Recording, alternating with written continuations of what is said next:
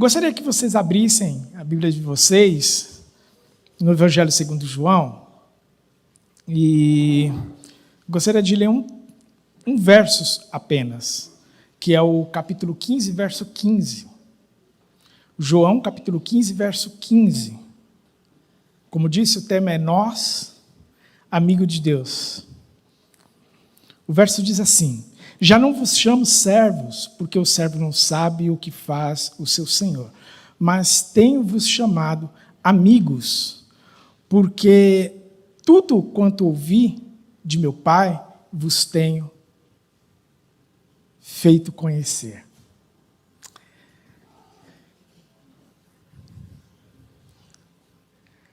Esse verso, ele é especial para mim porque eu acho ele revolucionário.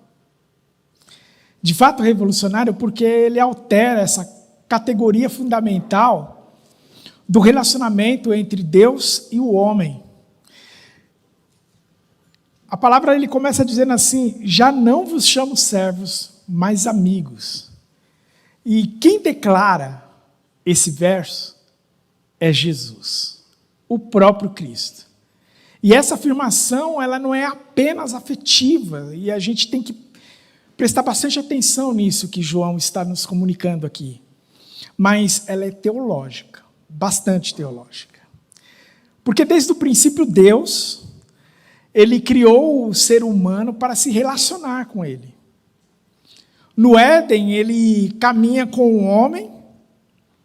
Na história de Israel, ele se revela a este homem. E na plenitude dos tempos, ele veio até nós por meio de Jesus, o Cristo. Agora olha, o Deus que até então era invisível, ele se torna visível, físico e palpável. E isso, ele nos leva a uma outra dimensão até então jamais imaginável. De um Deus que ele não fica distante, mas ele deseja, e não só deseja, ele se movimenta para se aproximar do ser humano, para se aproximar daquele que ele criou. Quando nós olhamos para a Bíblia, o Evangelho não revela somente as boas novas do perdão do pecado, mas também vai além disso. Revela a restauração de uma intimidade que foi perdida, que foi comprometida por conta da queda. Em Cristo, Deus não apenas nos salva, e a Bíblia é muito clara a dizer isso, nos salva do pecado, mas nos chama para perto, nos convida para conhecê-lo de uma maneira que as pessoas não tinham noção. Porque agora um Deus, ele nos chama para caminhar, para estar próximo, para conversar com a gente, para nos ensinar como devemos nos mover diante das demandas da vida e das dificuldades também.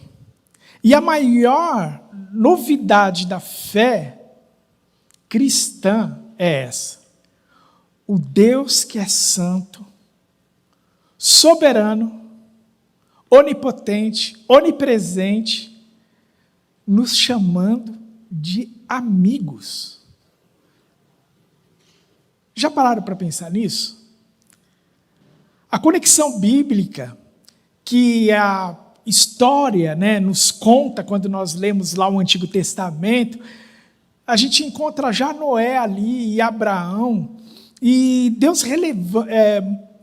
revelando, uma progressão teológica interessante da relação de Deus com o homem, mediante a graça, que preservava, então, Noé e Abraão, essa amizade que era pactual, e agora ela se torna relacional. Você tem um amigo?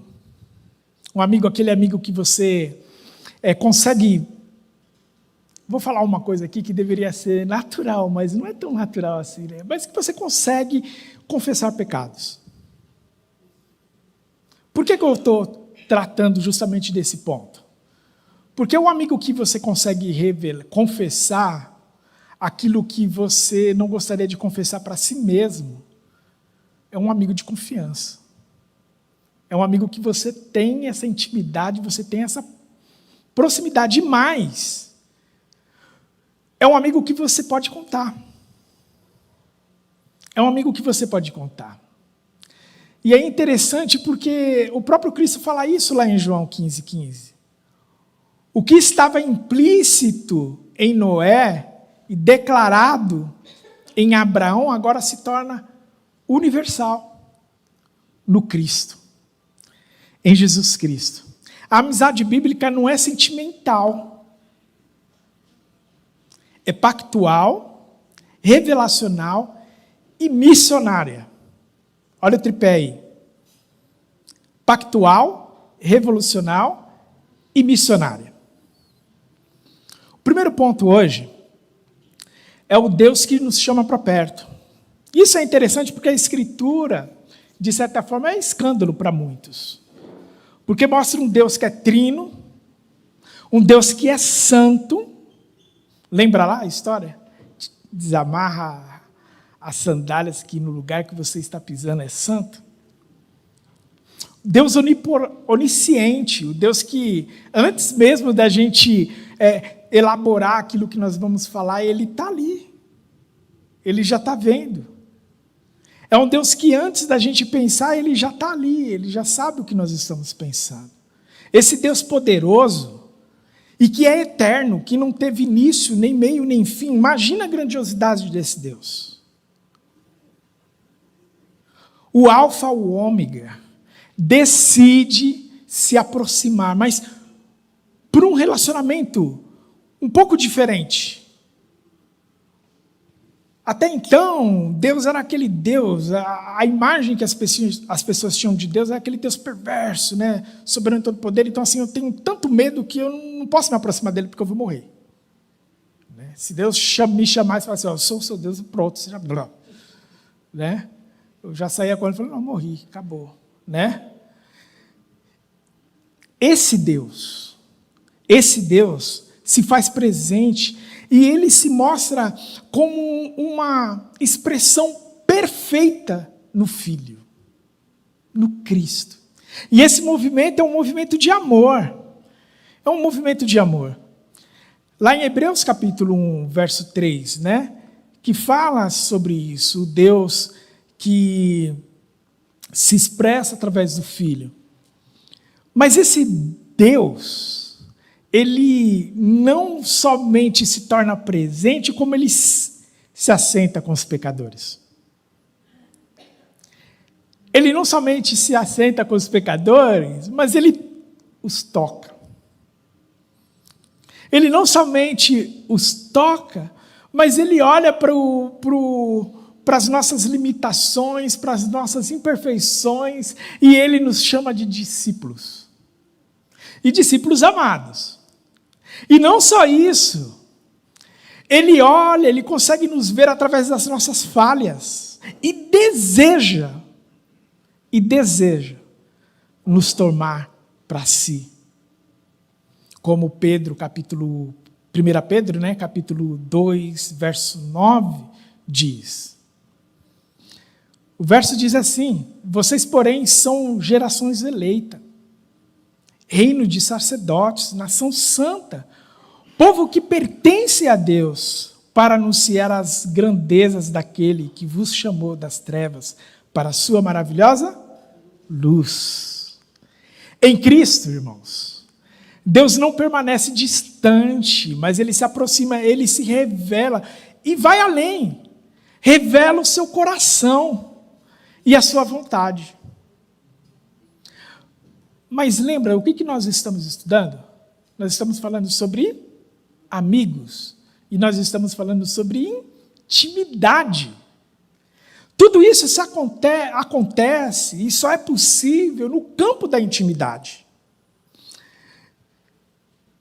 Quando Jesus ele nos chama de amigos, Ele está afirmando que o relacionamento não é apenas um relacionamento externo de obediência, mas principalmente de comunhão íntima, onde os demais As demais coisas que somente o Pai, Ele sabe, Ele as revela.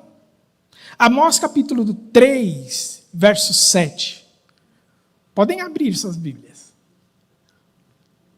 Amós capítulo 3, verso 7. Deixa eu abrir a minha também, né?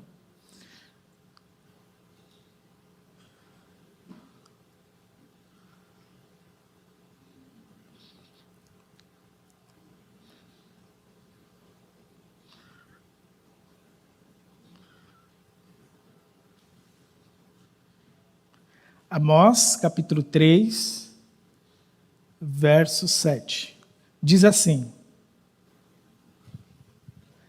certamente, soberano Senhor, não faz coisa alguma sem revelar o seu plano aos seus servos.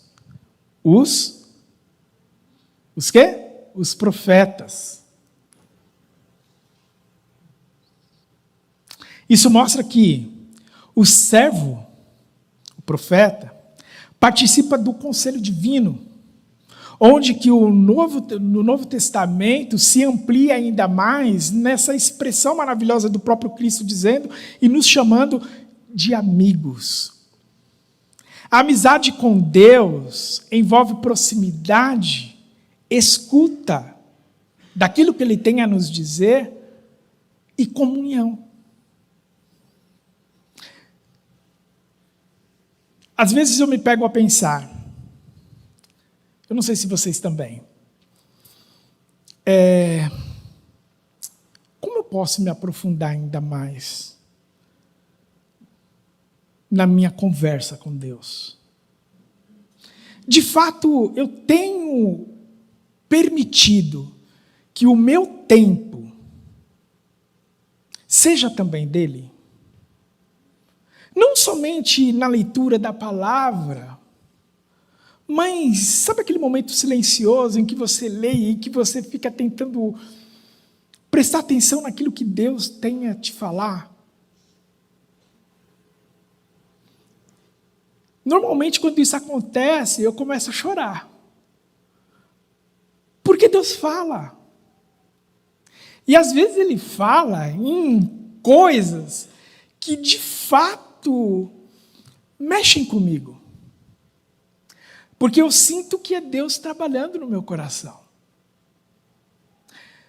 Só que isso acontece quando eu me disponho a dar um determinado tempo para que isso aconteça.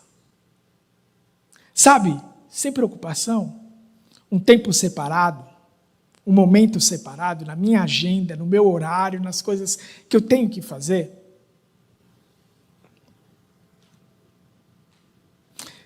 Eu vou contar isso aqui, mas alguns de vocês já sabem, mas em um desses momentos de angústia, quando eu estava para amputar, eu tinha acabado de receber o valor, né, da prótese, e, cara, eu não conseguia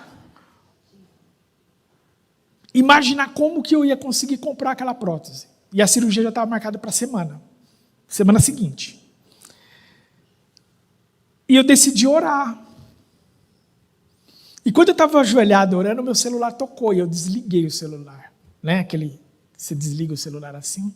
E de repente o celular tocou de novo. Eu fui e desliguei de novo. Aí quando foi na terceira vez, aí eu fui e desliguei o celular mesmo. Né? O meu pedido a Deus era: Deus, eu não tenho como comprar essa prótese. Eu estava imaginando um valor e de repente veio 3 vezes mais do que aquilo que eu imaginava. Que para mim já era caro. E eu cheguei, eu fiquei assim, perturbada. A minha esposa tinha acabado de chegar do plantão e ela falou para mim assim: não me fala o valor, deixa eu dormir primeiro e depois você me fala. Porque ela certamente não ia conseguir dormir. Mas depois que eu liguei aquele celular e eu decidi ligar para a pessoa que havia me ligado, simultaneamente, aquela pessoa disse o seguinte para mim: Paulo, está tudo certo para a cirurgia? Eu falei: sim. Ah, você já tem um lugar para depositar o valor, porque eu sei que todo mundo vai ajudar, né? Vai fazer vaquinha para ajudar você. Eu falei, sim, mas eu falei assim, né? Mas essa vaquinha aqui tem que ser gorda mesmo, porque tá difícil, eu nem estou querendo mandar para as pessoas, né? Ela falou, não, eu quero ser a primeira pessoa a mandar a oferta para você. Aí eu falei, mas eu não tenho nem a conta ainda não fiz a conta. Normalmente separa uma conta diferente para fazer isso. Ela falou, não, mas me passa aí. Aí eu passei para ela, e a Elivana acordou do sono. Quando eu falei para ela, dá uma olhada na conta, porque tal pessoa falou que mandou um depósito para me ajudar na prótese. E aí ele deu um pulo da cama e falou assim, Paulo, ela pagou a prótese toda. A gente, nos nossos desafios, a gente tenta medir a nossa maneira de medir, o nosso parâmetro de medir, com aquilo que a gente julga ser grande.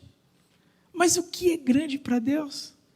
No momento que eu estava orando e desligando o celular, Deus já estava respondendo a oração que eu estava pedindo. Ainda bem que ele incomodou e eu liguei para essa pessoa, né, depois. Mas para vocês verem o momento de intimidade com Deus, o quanto isso é importante. Mas isso não vem de graça. Porque é por meio da graça. É impossível você promover essa aproximação, essa intimidade com o Deus Trino, com o Deus onisciente, com o Deus onipresente, sem passar pela graça. Porque é um favor imerecido. Não é daquilo que você tem a fazer para Deus, mas aquilo que Deus tem a fazer para você.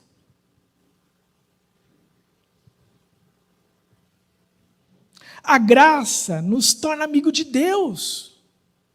Porque ninguém se torna amigo de Deus por esforço humano, por esforço próprio. A Bíblia é clara, estávamos afastados, inimigos, por causa do nosso pecado. Romanos capítulo 5, verso 8, anota aí. Mas Deus prova o seu próprio amor para conosco pelo fato de ter Cristo morrido por nós, sendo nós ainda pecadores. Olha isso. Normalmente a gente só quer ser amigo daquele cara que não pisou no teu calcanhar, né? Porque se ele pisou no teu calcanhar, você tem que resolver primeiro para aquilo, para depois ele conseguir descer aqui. Você conseguir descer a pessoa aqui, não é? Agora você vê um amor desse, Deus olhando para você, os seus pecados, as suas falhas, e Ele desejando ter uma intimidade, uma proximidade tal, capaz de transformá-lo em amigo. Queridos, isso foi um alto preço. Nós sabemos que Jesus Cristo conquistou isso na cruz do Calvário. Ele deu a própria vida para que isso acontecesse. Jesus é o mediador dessa amizade restaurada por meio da graça. Pela cruz ele remove a culpa. Isso não é pouca coisa. Você já se sentiu culpado?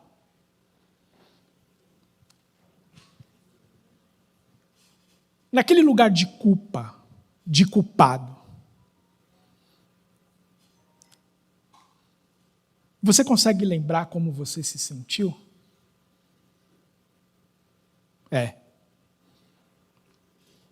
Cristo removeu isso na cruz, para que essa culpa não te acompanhasse mais. Isso é cura, isso é milagre, mas isso é graça. Ele destrói as inimizades e nos reconcilia com o Pai, na condição de filhos, e filhos amados. 2 Coríntios capítulo 5, verso 18 diz, ora, tudo provém de Deus, que nos reconciliou consigo mesmo, por meio de Cristo. Assim como Abraão, na história que nós vemos na palavra de Deus, que foi chamado amigo de Deus pela fé, E Tiago fala isso lá, Tiago capítulo 2, verso 23. Nós também somos feitos amigos pela graça, não pela perfeição, queridos.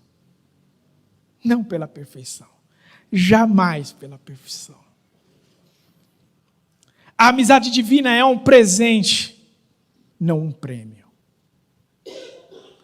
A amizade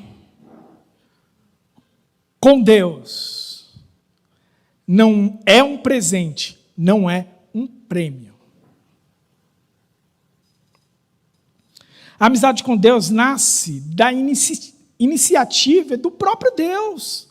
A iniciativa graciosa de amor, de olhar e de querer cuidar daquele que abandonou tudo.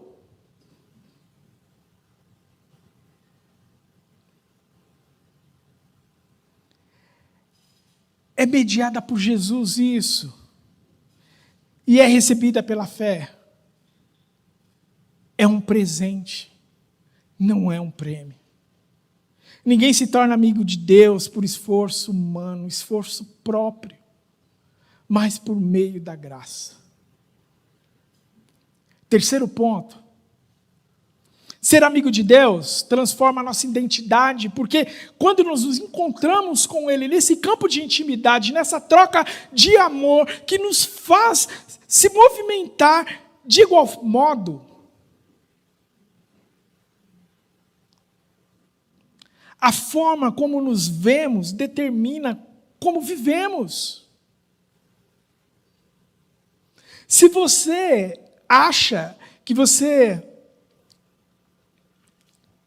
quando você olha para tudo aquilo que Deus fez, e você olha para Deus, e fala para Ele, obrigado, porque realmente eu mereci, realmente eu tenho feito tudo conforme a cartilha institucional diz, e é isso aí. Se apega nisso, isso é um engano. Porque o que a Bíblia nos ensina é que o amor nos resgatou. E o pecado é comparado como lama. Sabe aquela lama pegajosa? Que você lava e joga água e a lama não quer sair? É esse tipo de lama que eu estou dizendo. Quando entendemos que somos amigos de Deus, a nossa fé deixa de ser mecânica. Deixa de ser mecânica. E ela se transforma numa relação, que eu costumo dizer que o amor é uma placa-mãe, aí cai, uma placa-mãe de um computador. Tudo que se conecta a ela tem que se conectar no amor.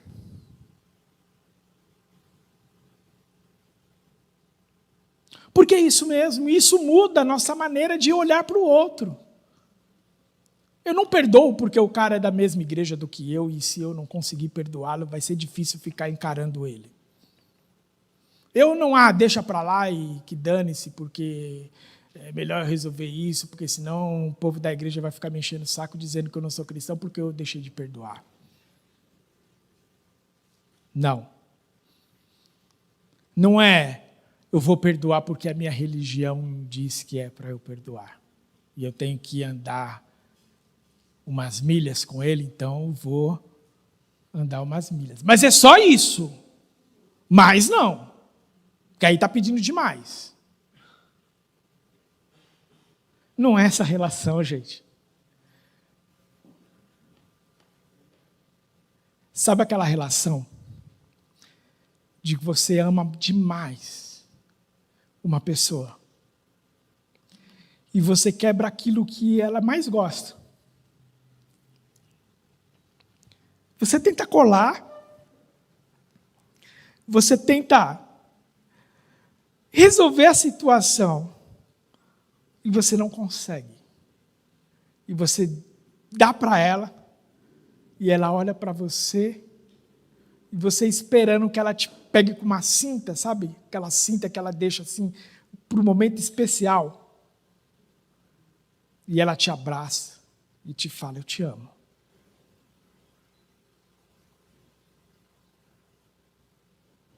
E você fica ali, só isso. Só isso. E ela fala, eu te amo. Eu lembro de um radinho da minha mãe, que a minha mãe gostava demais. Mas eu peguei a chave de fenda e tentei desmontar para tentar montar de novo. Mas era tanta peça que eu não sabia mais não onde que era aquela peça. Então sobrou algumas, muitas. 10.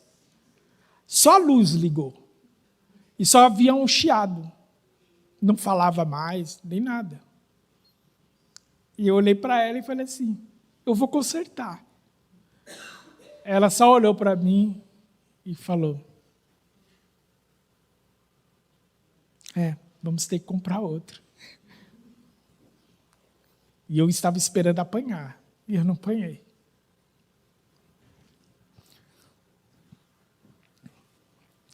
É esse tipo de relação que Deus espera que tenhamos como igreja, uns para com os outros. O que é valioso para mim é o outro, não é o objeto.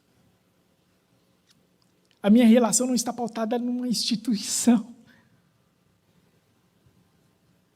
mas no Cristo, capaz de me tornar amigo.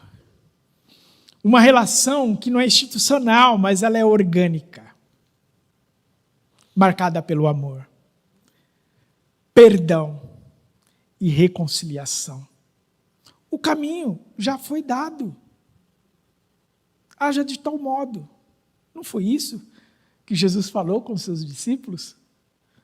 Por que relutamos tanto em agir assim?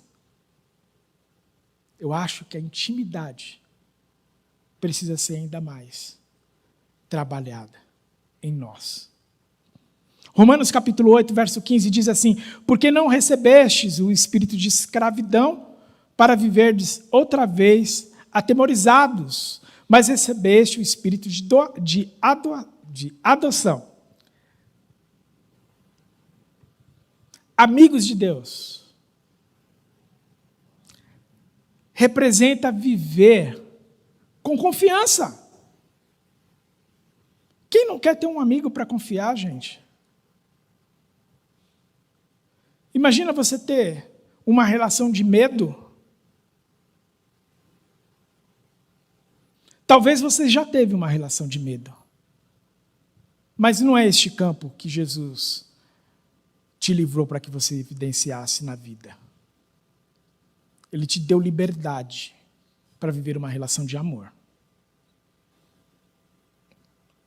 A obediência, ela não vem porque a minha religião quer assim, mas porque eu amo Jesus. Porque Ele me amou primeiro.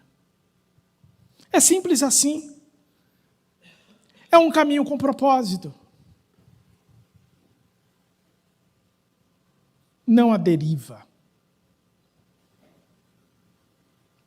A amizade com Deus redefine a nossa identidade porque ela nos transforma. Ela nos transforma de dentro para fora. Ela nos restaura, ela nos dá segurança, ela rompe aquele momento de medo.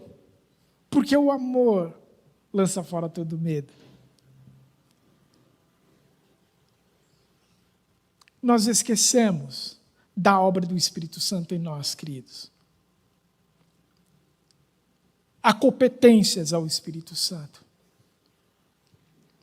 E é Ele que trabalha quando nós damos ouvido a Ele. E entendemos que Ele é o próprio Deus. Na presença do Espírito Santo. Morando em nós. Nos tornando moradia de um Deus eterno, triuno, onipresente, onisciente. Para saber com sinceridade aquilo que permeia o nosso coração, a nossa mente, a nossa vida. Quarto e último ponto.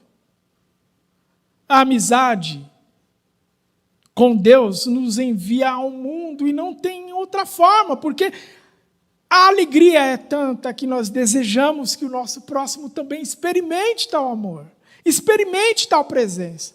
Experimente tal liberdade que jamais eu pude evidenciar e viver.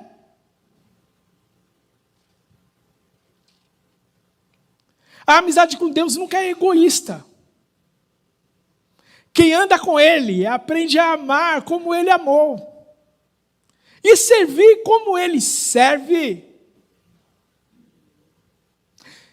Vou além. Porque a palavra de Deus nos diz que o melhor lugar que poderíamos ocupar é a de servo. Porque a posição de servo não tem desejo, tem servidão. E o que importa é servir a Deus. João 15,16 diz: não fostes vós que me escolhestes. Olha o tapa na cara aí, com luva de pelica. Pelo contrário, eu vos escolhi e vos designei para que vedes e deis fruto.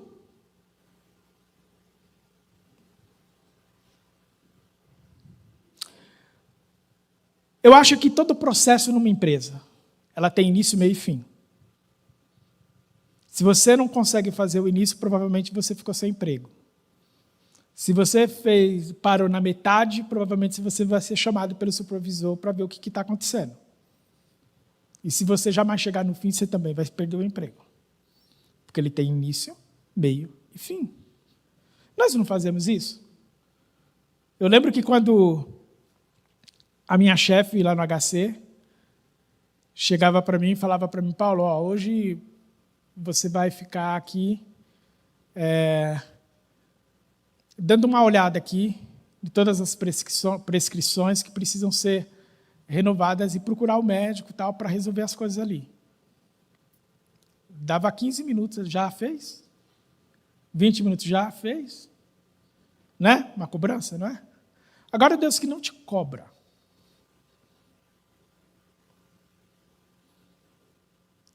Ele só chega e fala para você: eu te amo. E você faz isso por amor. Por que às vezes nós paramos num caminho desse processo? E qual o processo que eu estou me referindo?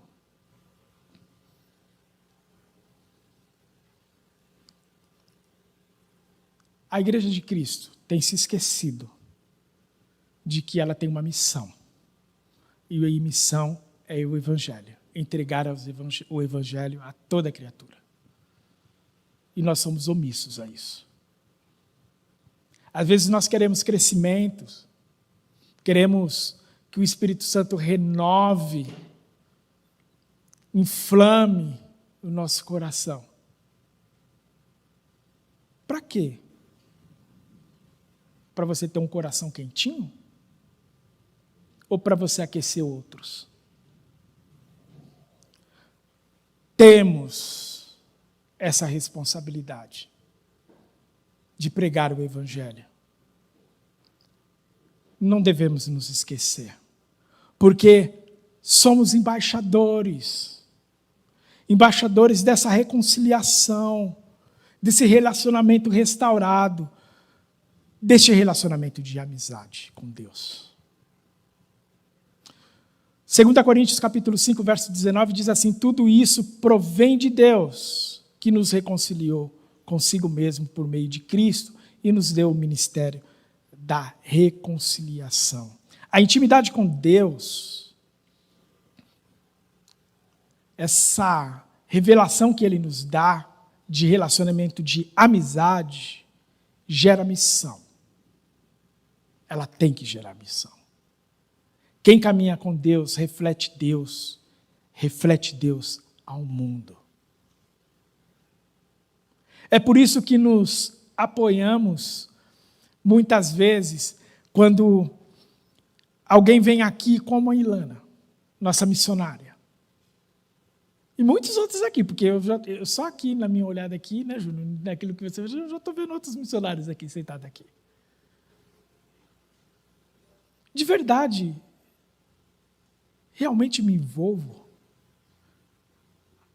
Eu oro, eu busco conhecer, eu me relaciono de modo que ela se sinta segura. Porque é tão bom, né, você se sentir seguro quando uma pessoa liga para você e fala para você: eu estou orando por você.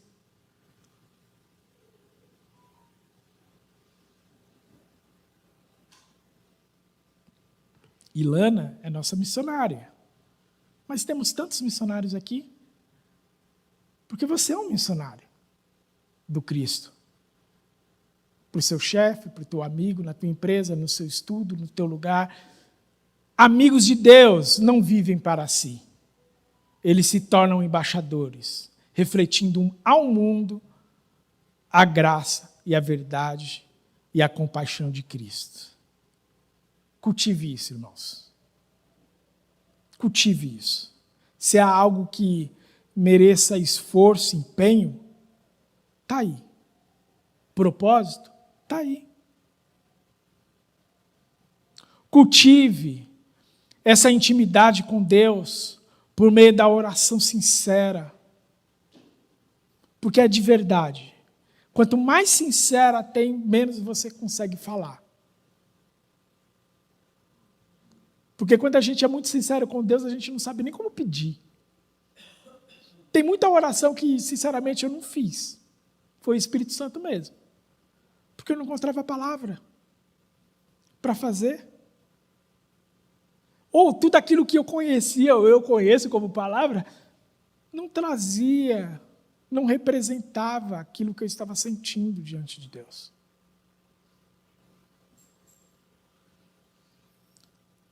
Medite na palavra, queridos. Porque, olha, os desafios vêm. E nem sempre é alegria.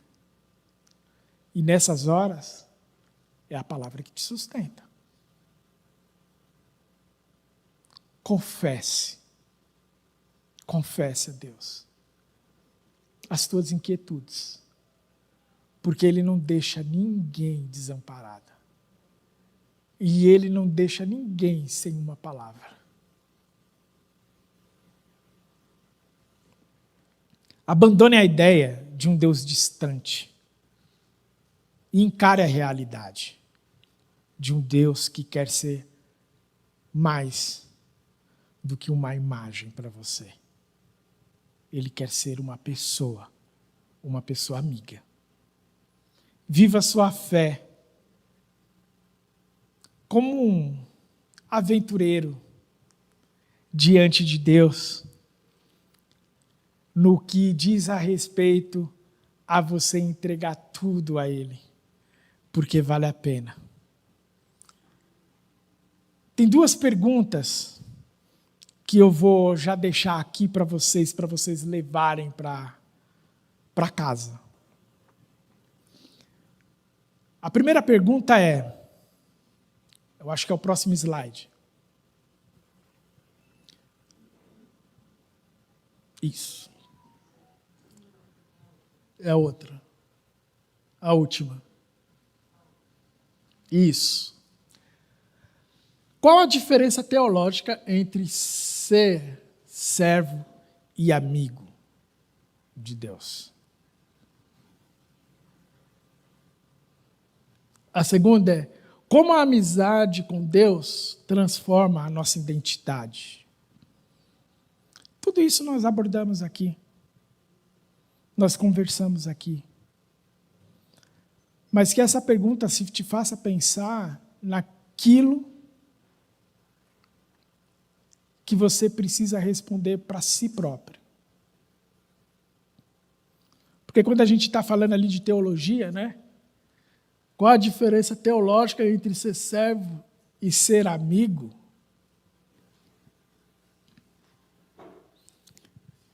Eu estou falando sobre aquilo que não acompanha somente a parte teórica. Mas estou falando naquilo que funciona na vida. Porque a teologia que não é vivida, deixa de ser vida.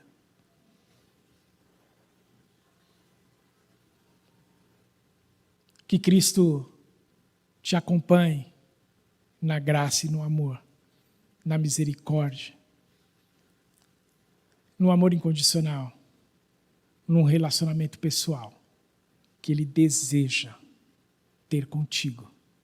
Hoje, esta semana, até que Ele venha, na graça do Pai. Amém.